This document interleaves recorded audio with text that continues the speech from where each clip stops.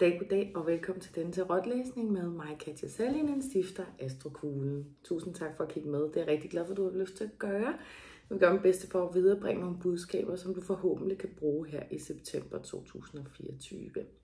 Jeg skal nemlig dykke ind i september, sådan lige kort og godt, forventer jeg. Nu må vi se, det kan godt gå ud af nogle specifikke veje engang imellem, som skal forklares lidt dybere. Vi må se, hvad der kommer. Tillykke til alle jomfruerne for det første. Jomfruens sæson er rigtig spændende, den er rigtig dejlig. Det er nu, vi ligesom kommer fra den her ildenergi ved løvens sæson i august og bevæger os over, hvor der er lidt roligere land og godt med planlægning, tid til at gå i detaljerne og jamen bare den her ro. Og når vi så kommer over til oktober ved vægtens sæson, så er der meget mere med harmoni, altså ting, der virkelig harmonerer, et flow. Men det kommer vi til, når vi kommer over i oktober. Jeg vil lige sige, inden jeg var i gang med at lægge kort og læse i bog og så videre her, at stjernetegnene, alle de 12 stjernetegn er klar til salg på mandag den 2. september. Og jeg har lagt små klip ud på Instagram, sådan en lille bid af, hvor man kan se, hvad man kommer en lille smule ind over i den enkelte video. Hver video varer 30 minutter cirka. Jeg har brugt rigtig meget tid og virkelig meget energi og kræfter på at lave dem, og jeg glæder mig meget til at sende dem afsted, så kunne du tænke dig at købe dem alle sammen samlet til 150 kroner, så må du sige til. Så modtager du dem på mandag. Ja, og er der andet, jeg skal huske at sige? Jeg tror det ikke. Det kan være, at det kommer, hvis det er. Jeg håber, lyden er god nok. Nu skal vi lige ind og kigge her i min lille bog. Magiske ritualer og hemmelige opskrifter. Og se på september jomfruens sæson. Der er nemlig et ritual med til, når vi har fuldmåne. Jomfruen hersker over september måned. Denne sæson er perfekt til at gå i detaljerne, nære os selv fysisk ved at gå lange ture, værdsætte os selv og forskønne alt omkring os. Så det er også nu, man sådan begynder at rykke rundt i hjemmet og pynte lidt rundt omkring, få lavet sig et, kalder man sådan helligt space, et helligt sted, et lille ritualsted i huset eller i hjemmet, eller forny det en lille smule, få renset godt ud og få renset krystaller og sådan noget. Nå, men så når vi har fuldmånen, så jeg har et ritual her, som siger, pluk rosenblad og læg dem i en skål med koldt vand, riv stykker af papir og skriv på stykkerne, hvad du ønsker, der skal forskønnes i dit liv. Stil så skålen i vindueskarmen og læg papirstykkerne i skålen. Lad det stå i 6 nætter. Efter 6 nætter kan du skille dig af med skålens indhold. Farver, der er gode her i september, det er grøn og brun, og krystaller, det er amazonit og ametyst. Og så har jeg et lille mantra med til dig. Jeg er god til at forskønne. Jeg ser detaljerne og tager mig af dem. Jeg ser muligheder frem for begrænsninger. Jeg er smuk. Mine ord er handlinger. Så har du den med. Og så skal vi dykke ind med kortene her.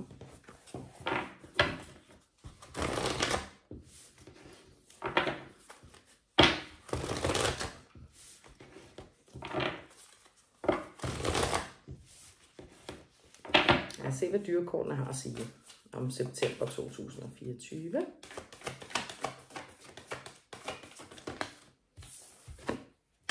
Bæveren, perfekt. Og ulven, skide godt. Rigtig gode jordtegnsenergier begge to, og vi er jo en jordtegnssæson, når vi snakker jomfruens stjernetegn, og det er rigtig godt for os alle sammen, når vi har været i den her ildenergi, hvor vi skal stå på scenen, der er masser af kommunikation, der er rigtig mange følelser i spil, og bølgerne kan gå højt i sådan en ildsæson. Meget action. Så nu er det rart med noget ro og noget grundfæste. Tallet 6, det står for kærlighed og skønhed og så videre. Bæveren siger, lay a solid foundation. Læg et solidt grundlag under dig. Begynd at bygge det der grundlag stærkere og stærkere. Vær fysisk, kreativ, fysisk handlende. Ulven to knowledge into wisdom. At gøre din viden til en visdom. Hvordan gør man så lige det? Jamen det gør man typisk ved at vise igennem handlinger, hvad man har lært. Så det ikke bare er noget, man er i bevidsthed omkring, men at man faktisk agerer på det, når man bliver stillet over for specifikke situationer. Det er nogle mega stærke jordtegnsdyr, vi har med os her, og det synes jeg bare er rigtig beroligende at se. Jeg har mærket en meget stresset periode hos rigtig mange mennesker, og mig selv. Så det der med, at vi kommer ind sådan lidt mere, tingene spiller lidt mere. Det er dejligt. Det er rigtig godt.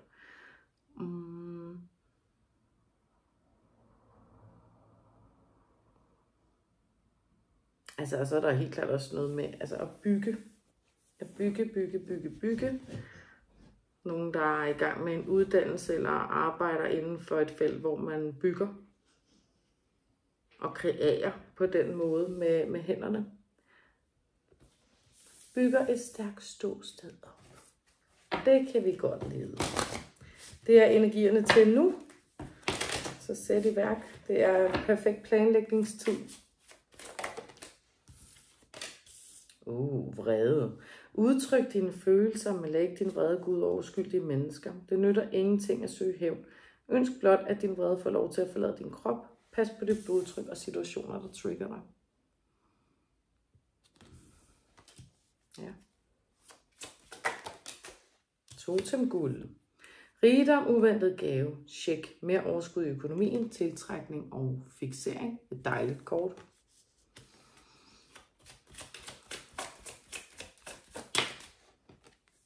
Og så har vi vædderens energi her. Tid til action. Brug din indre maskuline energi til at manifestere. Lad din drivkraft føre vejen til det, du ønsker dig. Så ligesom alle de idéer, man har fået der i løbet af august måned, de kan få noget liv nu her. Der kan bygges videre på dem. Jeg ser bestemt også mange gamle drømme og idéer, som kan få lov til at se dagens lys langt om længe. At der bliver bygget videre på noget gammelt. Og det kan jo helt klart også godt tale ind i relationer, at man får kontakt til en gammel ven eller en gammel kæreste og begynder at bygge noget nyt op. Man får helt klart forløst vreden. Der kommer til at være sådan nogle trickster points i løbet af starten af september i hvert fald, hvor at man lige snapper ud, og det er uundgåeligt. Det kan ske nærmest hvor som helst, for jeg lyst til at sige, det der vredesudbrud. Men det taler jo om, at man er fyldt op, at vi er mange, der er fyldt op til randen, og nu har brug for at komme ud med det her, så vi kan trække vejret lidt på ny og tage imod det her gyldne muligheder og styrke vores økonomi, have fokus på loven om tiltrækning, sådan nogle ting. Og med vædderens virkelig fine energi her også, så taler det jo bare meget smukt ind i, at man virkelig har lyst til at bygge videre på sit liv. Og man ikke bare står standby. Fordi man kan godt sige, okay, det der med ro, det er rigtig dejligt. Det er virkelig, virkelig tiltrængt for mange lige nu. Men ro kan jo også godt være at bygge på noget, man virkelig holder af og interesserer sig for, og hvor man kan se, det her, det giver mening for mit fremtidige selv at bygge videre på. Det giver en særlig ro at være i sådan noget også. Tid til at bygge på projekter, der faktisk står ens hjerte nær. Ja. Og det var lige noget orakelbudskaber, vi fik her til at starte med. Så lad os komme ind med Tarot of Oppositions. Og se, hvad de har at sige.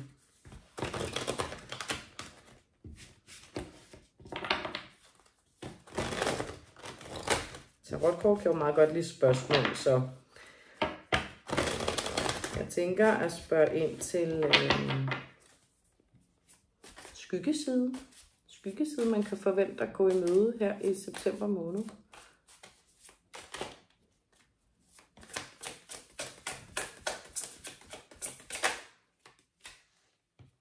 The Chariot falder ud sådan her først, og så drejer den sig lige på bordet her. Krebsens energi. Sådan primært styret af månen, som jo er skyggen, og som er hemmeligheder og mørket og sådan noget, intuitionen. The Chariot falder ud retvendt til at starte med, at vende sig så sidelæns. Så der er skyggesiden ved det, det er, at man oplever det der lille drive, også lidt skægt, vi har løverne på, som styrende har. For vi lige har været i løvens sæson, at det der drive fra løvens sæson til at sådan presse sig videre, til at få virkelig lavet noget konstruktivt i sit liv, og få bygget på de sager her. Det kører rigtig, rigtig fint, men lige pludselig kommer der også bare den der, jeg mærker sådan en skyggeside af, at man får brugt sin energi enormt hurtigt. at det er der virkelig høj chance for i september måned. Fordi så mærker man egentlig drivet, man mærker tiden, man mærker, at nu kan jeg prioritere det her, jeg rigtig gerne vil. Og så får man brugt al sin energi på det, og så bagefter så er man nødt til at lægge sig ned og sove i jeg ved ikke hvor lang tid, eller trække stikket fuldstændig, og måske ikke rigtig kan deltage i noget socialt. Så ja, det er noget af den skyggeside, ikke?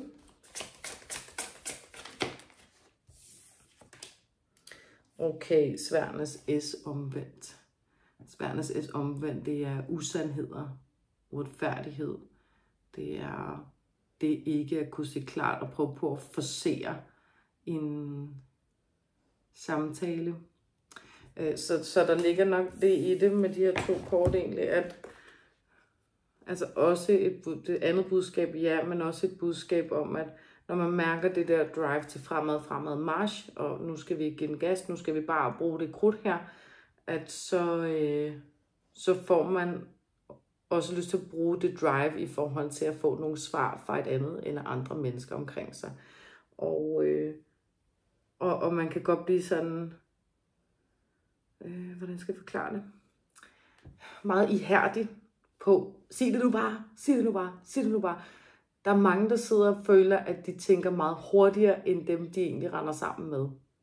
Og hurtigere på dupperne. Og der kan der godt ske sådan lidt eller en adskillelse. Og der må man måske prøve at huske på, at hver mand, hver kvinde, hver sin proces. Og vi tager alle sammen livet i det tempo, vi nu skal. Ja. Og så er der sådan en skyggeside af helt klart at være bange for ikke at vælge det, der er sandt for en selv. Men det er der vel altid en frygt omkring. Den er måske bare lidt stærkere her i september. Jeg har en hund, der ligger ved at vågne op herovre. En lille vovse. Okay, noget vi skal være sådan ekstra opmærksomme på i os selv.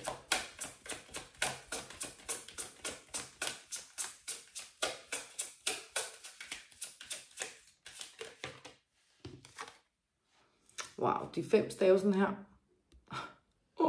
De 5 stave, det er konflikter, det er drama, det er uoverensstemmelser, svært ved at se tingene fra hinandens perspektiv og sådan noget. Så jeg synes, det taler egentlig meget ind i det sidste budskab, jeg fik med, eller anden sidste med Sværnes S der, at det der med at forsere noget og prøve på sådan at påtvinge noget ud af en andens mund, at man er nødt til at komme ind til en indre forståelse og være opmærksom på i sig selv, at det kommer til at være mere konfliktoptrappende end noget som helst andet. At prøve på at gøre det, og prøve på at få sandheden ud af folk på den måde. Det nytter ikke rigtig noget. Igen, hver mand, hver kvinde, hver sin rejseproces. Så det kan være rigtig irriterende, og især hvis man føler, at man er den, der er den vågne i relationen. Ja, så kan det godt være sådan lidt. Vær opmærksom på indre konflikter. Et eller andet sted, så minder det rigtig meget om The Chariot, når The Chariot vender sidelæns. Fordi at den ene dag, så er der sunde dialoger indeni, den anden dag, så er der æderbedul med meget skæld ud og roden rundt indeni. Vær opmærksom på, hvordan du lige får balanceret, eller vi skal være opmærksom på, hvordan vi lige får balanceret den slags ting. Og hvordan gør vi så det?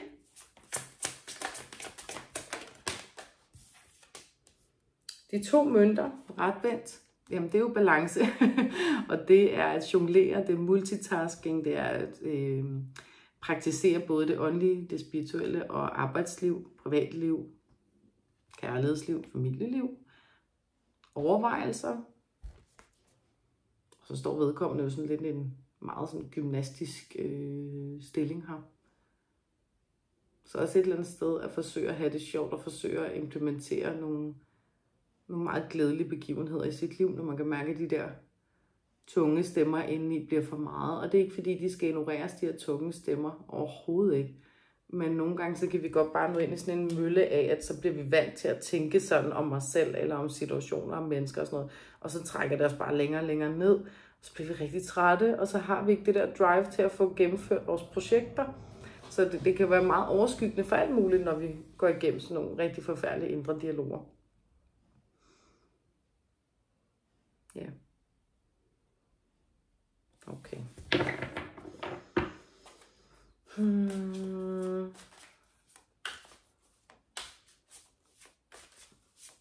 Hvad bør man bare slet ikke stille op her i Jomfruens sæson? Hvad vil være det dummeste at gøre?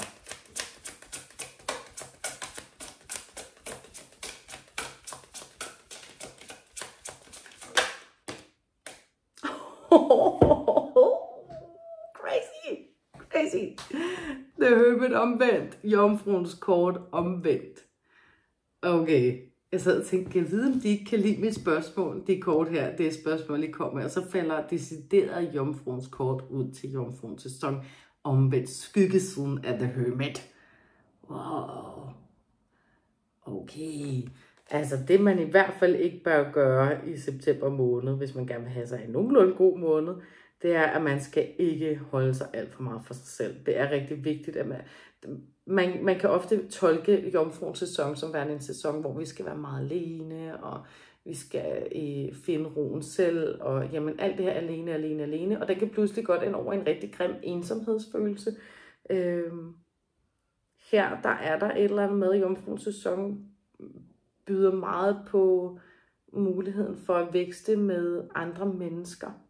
Og føler man, at andre mennesker lakker bagud, altså nogen man virkelig holder af, og man selv er meget foran, måske i sin spirituelle udvikling, eller i sin kommunikationsmønstre, så kan man inspirere dem, i stedet for at forsere, men inspirere på hver sin måde. Det er jo meget individuelt. Hvad man ikke bør gøre, ikke være en lonely hermit. Ikke låse dig inde bag lås og slå, og ja. Og så er der jo heller ikke lys i hans lanterne her, vel? Når han vender omvendt. Og den lysende lanterne står for at gå efter sine ønsker og lyse vejen op. Crazy. Altså han er virkelig shady, når han står sådan her på Hermit. Det er svært at se ham. Satans til opløsning på det kamera der. Nogle gange det driller helt vildt at se, hvor fin han er, når han vender retvendt, ikke? Så. Okay.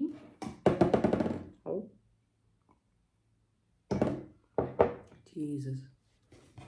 Vi komplementerer lidt op til det.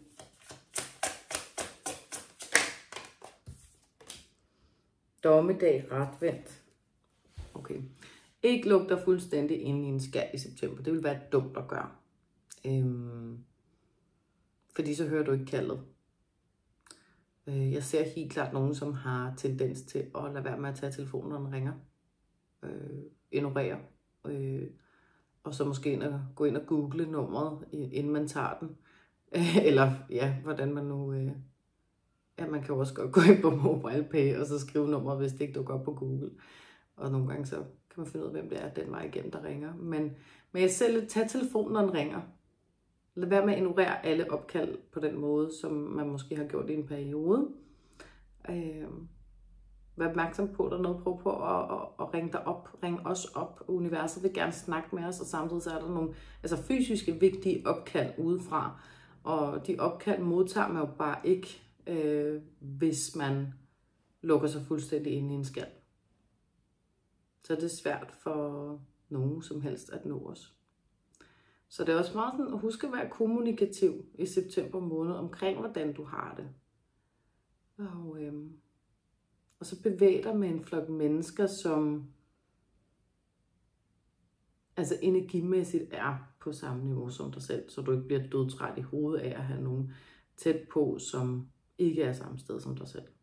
For det kan man virkelig godt blive idiot af. Hear the calling.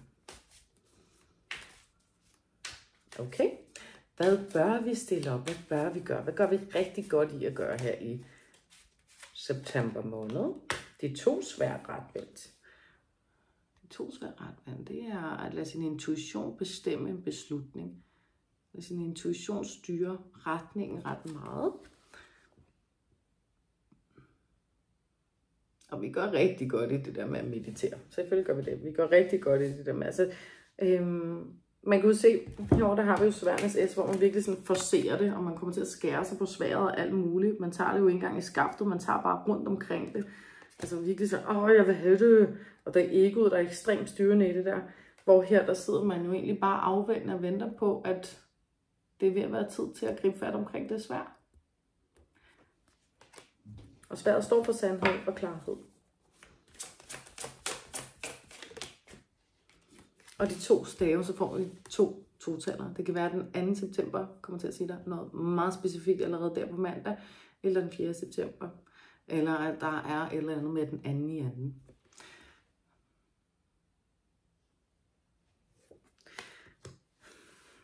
Climb that mountain.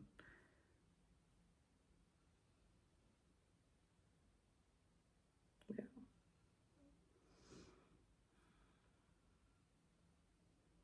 Jeg må træffe et bevidst valg om, at sandheden skal nok komme til mig. Jeg behøver ikke at forsere den lige nu. Det skal ikke være en kamp at nå ind til. Det frustrerer mig kun, hvis jeg prøver på at kæmpe for det på den måde, som jeg har gjort hidtil. Og det kan også være i forhold til ens egen åndelige, hvis man har følt det at stå stille, og man ikke rigtig har kunne modtage åbenbaringer og budskaber og sådan noget, kanaliseringer, jamen så er der bare, det er med at finde fred med det nu. Og jeg tror, det har meget at gøre med, at livet har kaldt på, at man skulle rigtig mange praktiske ting. Så der har ikke været så meget tid til at kunne tolke budskaber og så videre. Det begynder der at være tid til nu. Og det vil være rigtig dejligt, når man endelig modtager dem og hører dem og forstår dem. Så det skal nok komme.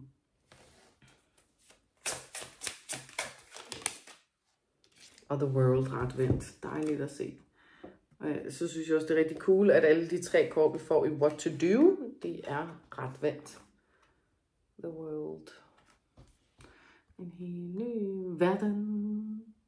Ej, hvor er det til med den skide kvalitet. Det er der altså ikke så meget at gøre ved i dag. Det beklager jeg. Jamen, verdenen, det er jo en ny verden, der udfolder sig. Jeg synes, det er rigtig meget jomfruenergi generelt, når vi ser i verdenens kort. Der er meget med forskyndelse af sin verden. Der er meget med at afslutte nogle cykluser og nye cykluser, der derved starter op. Og hvad vil man gerne have med ind i den her cyklus? Hvad vil man gerne forskynde lidt på? Og det perfektionistiske i det også egentlig, at jamen, jeg tror, vi gør rigtig godt i at ikke at prøve på at få alt til at blive perfekt, men at vi starter et stille og roligt sted ad gangen. For eksempel et lille hjørne. Sådan en lille, hvorfor har jeg glemt, hvad det hedder? Et lille mantrasted i sit hjem, hvor man måske har nogle krystaller, nogle kort, eller en taknemmelighedsdagbog, og få gjort lige præcis det hjørne super duper hyggeligt, så man ved, når man sætter sig ned der, så kommer jeg lidt i send med mig selv. Og så sidder jeg for at åbne op for de her kanaliseringer stille og roligt. Jeg er selv sådan en menneske, i hvert fald indtil nu, som på ingen måde kan slappe af, hvis der roder. Altså, det kan jeg ikke. Det er rigtig svært for mig.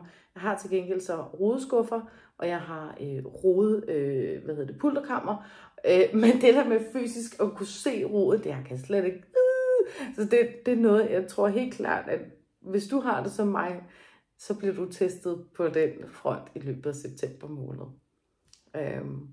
Og det tror jeg kun kan bringe noget godt med sig på sigt. Så kommer der helt klart et tilbud i løbet af september måned. Naturligvis gør der det, og det tilbud, det er et sandt tilbud, man godt kan hoppe med ind over. Til at bygge ens verden op til noget endnu bedre, og stærkere og sundere. Masser af selvkærlighed med The World.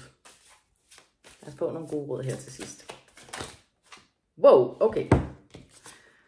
Hvad har vi her? De 5 mønter til at starte med. Det er det der ensomhed. Det er meget sådan The Hermit omvendt-agtigt. Ensomhed, fattigdom, føle sig mega alene. Og de 6 bærer omvendt. Wow, meget sådan nostalgisk, være ked af det. Tænk rigtig trist omkring fortiden. Jeg savner, jeg mangler, jeg længtes. Jeg føler mig ensom. Og tårnet omvendt.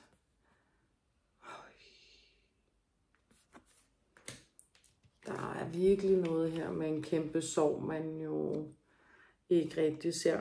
Altså nogen i hvert fald ser, at de ikke kan komme ud af. Sidder meget fast i det der med fortiden, og at det tårn, det ligesom væltet fra hinanden. Når vi ser tårnet, så er det jo virkelig noget, det bare brænder sammen, og der kan være skænderier indblandet, der kan være død, ødelæggelse. at man skal samle i hvert fald alt op igen bagefter. Og så får vi de 7 mønter omvendt, og mønternes page omvendt. Mig som troede, vi skulle til at runde af nu. Som om, Katja. Nå. Ui, alle korte kommer ud omvendt. Jamen, de 7 mønter omvendt, det er meget at være ekstremt utålmodig. Og mønternes page, det er virkelig sådan at overstudere. Og igen, prøve at forsere en visdom, prøve at forsere nogle svar og nogle løsninger, meget sådan pressen på. Så jeg ser og vil tolke det her som et godt råd, der siger, at når du mærker de der triste følelser og den der ensomhed, føler dig palle alene i verden i dit følelsesliv især,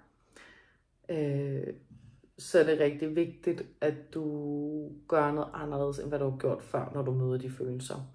Men det sagt, så skal det ikke være utålmodigheden, der kommer ind og har et spil med dig. For det er der kommer til at ske nogle rigtig, rigtig grimme ting. Og man kommer til at være på en eller anden måde lidt selvskadende endda. Og sætte begrænsninger for sig selv fremadrettet. Der er meget som lappeløsning. Jeg prøver på at klistre et eller andet på her, der hvor det gør ondt. Fordi så er jeg hurtigt videre. Bla bla bla. No, that's not how it works. I hvert fald ikke i september måned. Du kan heller ikke forsere og læse dig til på en eller anden måde, hvordan kommer jeg ud af det her? Hvordan kommer jeg ud af de her følelser? Det er så vigtigt at prøve at være i de følelser, når de står til. Snak med de her følelser. Jeg vil helt klart råde til noget spejlarbejde, når det er. Og så, jeg ser klart og tydeligt, klart syn af, at få lavet sig en collage med nye ting, man gerne vil skabe i sit liv. Hvis vi snakker tidligere heartbreak med det her, så få lavet et stort hjerte på det her collage, hvor der står ny kærlighed, eller new love. Få tegnet et hus, hvis det er det. Få tegnet nogle krystaller, få tegnet, hvad pokker du end drømmer om at få skabt ind i dit liv. Eller trukket ind i dit liv, og så få kreeret på det. Så du visuelt kan se, der er bedre dage forude. Og jeg erkender, at jeg er ked af det. Jeg erkender, at jeg har det svært. Jeg erkender, at jeg har været igennem nogle rigtig forfærdelige ting. Men sådan skal mit liv ikke være mere. Det skal det ikke. Og nu prøver jeg at rense ud. Nu laver jeg en purge. Og det er der, man godt kan komme til at komme ud med rigtig meget vrede. For jeg føler helt klart, at man er sur på nogen, der har budt en noget møg førhen. Og hvordan den der vrede, den så lige kommer ud, det er også meget individuelt. Igen skal man passe på, at det er gode uskyldige mennesker selvfølgelig. Og så det her med igen, du kan ikke forsere den der sandhed ud af nogen. Der er helt klart også løgne til stede her, som har været foregået førhen. Kan godt være, at det dukker op i september måned, og man derved bliver trigget ekstremt meget. Men når de her løgne de først finder sted, så kommer man også til at kende sin nye retning. Jeg kan godt lide at sige, ofte så finder folk døren, eller vejen ud selv. Ja.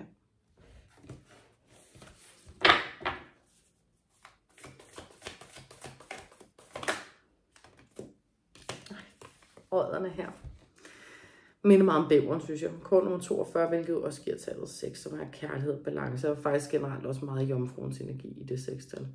You are never alone. Du er aldrig alene. Du har en god ven, og hvis du ikke føler, at du har en god ven, så er september en fantastisk måned at komme ud og finde den her ven på.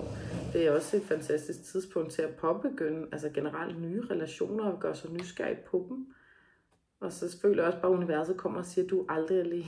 Vi får meget med den der ensomhedsfølelse her, kan jeg jo godt se. Og at det vi ikke bør gøre, det er at dyrke den negative side af jomfruen af The Hermit, som er meget med ensomhed. Så universet kommer med dig om, du er aldrig alene, og at en afdød sagtens også skal kigge forbi, hvis du har mod på det. Og så beder du blot afdød om ved navn selvfølgelig, og sige, jamen hvis du er her, så må du meget gerne vise det. Enten vil jeg nusse mig i håret, eller nusse mig på hånden, på foden, eller komme forbi med en duft, eller et eller andet. Så du mærker den dag, jeg er ikke alene. Men det er jo ikke alle, der har lyst til det. Der er nogen, der godt kan blive freaket lidt ud over det. Det kan jeg sagtens forstå. Det må være det. Jeg håber helt vildt, at du kunne bruge det. Og så vil jeg også lige sige, at titlerne på alle stjernetegnslæsningerne, de 12 stjernetegn, de udkommer her i aften, fredag. og de ligger ind på min Instagram og på min Facebook, så kan du se titlerne og se, om det måske er noget, du synes er spændende. Om du vil se videre på det. Der står mere om det i beskrivelsen her, end under videoen på YouTube i hvert fald. Så ved du det. Og så vil jeg bare ønske dig en helt fantastisk september måned. Du kommer selvfølgelig til at se mere til mig, hvis du titter forbi YouTube, Facebook og Instagram. Jeg håber også, du har lyst til at give videoen her et lille like, og måske dele endda, abonnere på kanalen, det er gratis. Følg mig på Facebook og Instagram, det hjælper mig jo helt klart til at vokse og vækste min virksomhed, Astrokuglen, så jeg kan nå ud til endnu flere mennesker. Og det er jo det, jeg brænder for, at hjælpe og vejlede og guide. Så tak for det i hvert fald, og pas godt på dig selv. Hej!